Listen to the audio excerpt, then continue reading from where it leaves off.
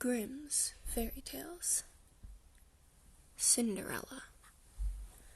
There once was a young girl who was rather plain, but who lived happily with her parents, who loved her dearly. Her father was quite rich, but all his riches could not help his wife when she became ill. Fearing that she was dying, the poor woman called her daughter to her bedside and said, "Be a good girl after I'm gone, and always remember that I will watch over you from heaven." After her mother died, the daughter put her fresh flowers on the grave every day. All through the winter she continued to visit her mother's grave, even after it was covered with snow. When spring came and the snow melted, her father married again and brought his new wife home with her 2 daughters. These 2 girls were very beautiful, but they were also mean and wicked. They looked down on their stepsister with scorn and hatred because she was so plain. "She's much too plain and ordinary to eat with us," said one sister. "She looks like a kitchen maid to me," said the other. "Then she'd better eat in a kitchen by herself," said their mother. "And be the kitchen maid," cried the 2 sisters. They took away the fine clothes that the poor children's father had given her, and gave her old rags and clumsy wooden shoes to wear. Then they led her into the kitchen and made her stay there. All day long, from morning to night, she was forced to carry the water, make the fire, cook, and clean the pots and pans. She was given only table scraps to eat. When her stepsisters wanted to be especially mean, they would dump peas and beans into the fireplace ashes and make her pick them out. At night she had to sleep in the kitchen too. To keep warm, she made a place for herself among the cinders and ashes on the hearth in front of the fireplace. She soon became so dirty and gray from the cinders and ashes that her stepmother and stepsisters began calling her Cinderella. Look at her," said the stepmother to Cinderella's father. "She is so sick with grief over her mother's death. She wants only to live in the kitchen and work like a servant." One day her father was preparing to go to a fair. He asked his stepdaughters what he could bring them as gifts. They asked for beautiful dresses and precious jewels. "And you, Cinderella?" he asked. "What would you like?" "As you come home," answered Cinderella, "break off the first tree branch that hits against your hat and bring it to me." The father went to the fair and brought fine dresses and jewels for the stepdaughters. As he rode home on his horse, he passed through the woods. The branch of a hazel tree knocked off his hat, so he broke off the branch and took it with him. When he got home, he gave his stepdaughters their gifts and gave the hazel branch to Cinderella. She thanked him and took it to her mother's grave, where she planted it, crying as she did so. Her tears fell to the ground and watered the branch. It grew quickly into a beautiful tree. 3 times a day Cinderella visited the grave and sat under the hazel tree, weeping. One day as she sat there, a white bird flew into the tree and sat on a branch over her head. "Oh, how I wish I had something to eat," said Cinderella with a sigh.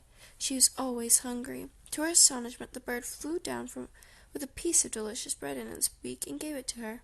After that, whenever Cinderella was hungry or wished for something, she would sit under the tree and wish, and the white bird would bring it to her.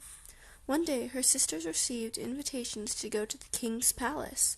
The king had a handsome son who had just become old enough to marry.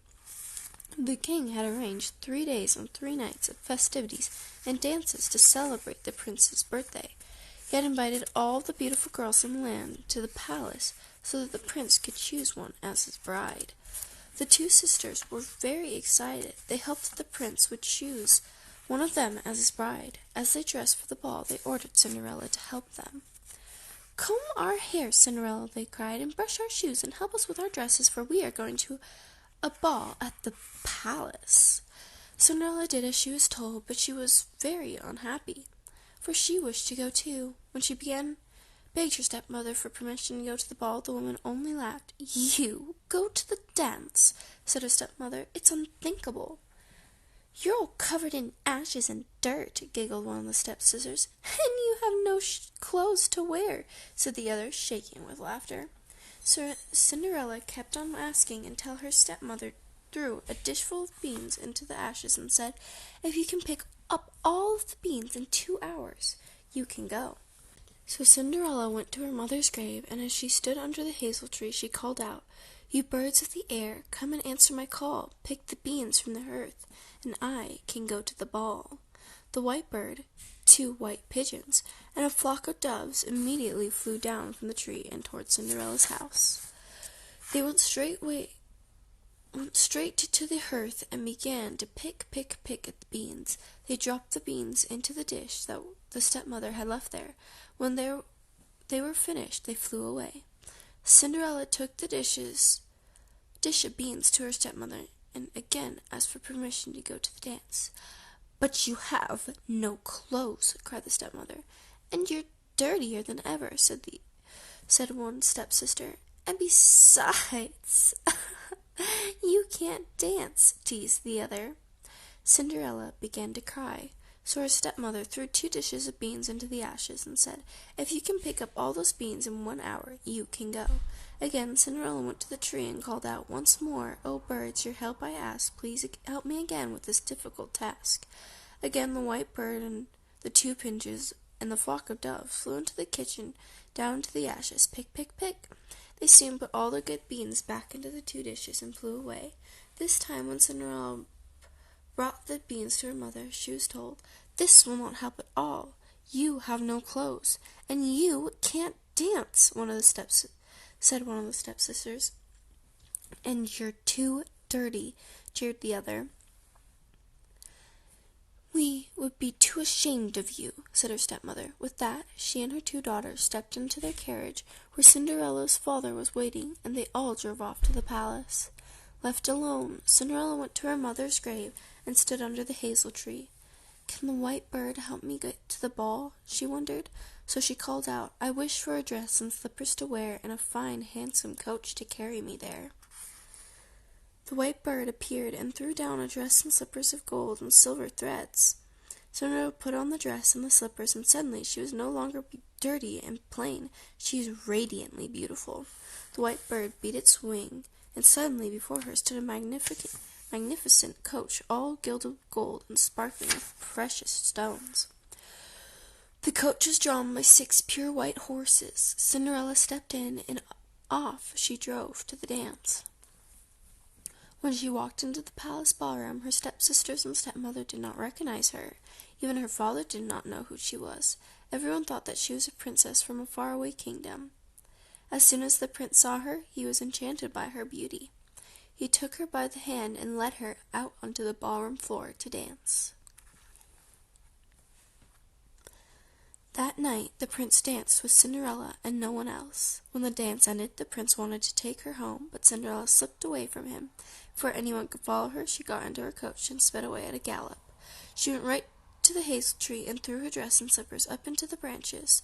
The white bird caught them and made them disappear. Then, with a swish of its wings, the bird made the coach disappear too. When her parents and stepsisters returned home from the ball, they found Cinderella in her usual place among the ashes, as dirty and plain as ever. The next day everyone returned to the palace for another ball, and again Cinderella was left alone at home. She went at once to mother's grave and stood under the hazel tree. "I wish for slippers, I wish for a gown, I wish for the handsomest coach in town." When the white bird appeared, with a gown even more beautiful than the first, and slippers to match, and there stood a coach of ivory and mother of pearl, drawn by 6 shiny black horses. Off went Cinderella to the palace. Again she danced every dance with the prince, and again she slipped away when the dance was over. The next day was the last day of the festival, the day on which the prince was to choose his bride. Cinderella appeared looking more beautiful than ever, and danced with the prince all night long. As they danced, the prince had his servants cover the palace steps with tar. When the dance ended, Cinderella slipped away as before. She ran down the steps, but left one of her slippers behind, stuck in the tar. The slipper was brought to the prince. He held it high for all to see and declared, "Let it be proclaimed far and wide, who can wear this slipper will be my bride." And so the prince set forth to search for the girl whose foot could fit into the slipper. He searched all over the kingdom, everywhere. Girls eager to marry him tried to get the slipper on and failed. It fit none of them. Finally, the prince came to Cinderella's home. Her stepsisters were waiting for the chance to try on the slipper. The oldest sister took it to her bedroom and tried to get her foot into it, but her foot was too big. "Cut off your big toe," said her mother, "for when you are queen you won't have to walk anywhere." So the foolish girl cut off her big toe, and despite the pain she put on the slipper. The prince thought he had found his bride, so he put her up on his horse and set her out for the palace. As they passed the hazel tree, two little doves sitting on a branch sang out, "Look behind, there's blood on the shoe, she's not the bride for you." The prince heard them and looked back. He saw the slipper was covered with blood, so he took the stepsister back home. When the second stepsister took the slipper to his room and tried it on, but her foot was too big also. "Cut off your heel," said her mother, "for when you are queen you won't have to walk." So the foolish girl cut off her heel, and despite the pain she put on the slipper. Once more the prince thought he had found his bride, so he put her up on his horse and started off for the palace. As they passed the hazel tree, he heard the same two little doves sing out, "Look behind, there's blood on the shoe, she's not the bride for you." The prince looked back and saw that the slipper and the girl's stocking were red with blood, so they went back. So back they went. "This is not the right girl either," said the prince to the girl's father. "Do you have any other daughters?" "Only Cinderella," replied the father. "She is the daughter of my wife who died, but she could not be the one you are looking for."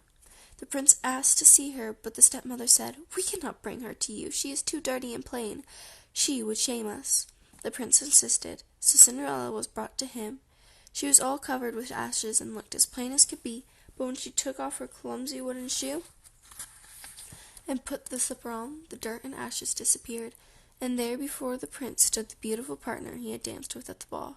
"Here is my rightful bride," he exclaimed. The stepmother and her two daughters were mad with rage, but the prince put Cinderella on his horse, and they rode off to the palace. This time, as the prince passed the hazel tree, he heard the two little doves sing out, "Look behind the clean white shoe, she is the perfect bride for you."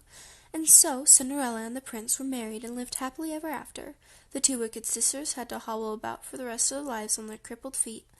Neither of them was ever able to find a husband because of that, and they both went to their graves unloved and unwanted. And that is the end of Cinderella, told by the Grimm brothers. This is the Grimm's fairy tale book.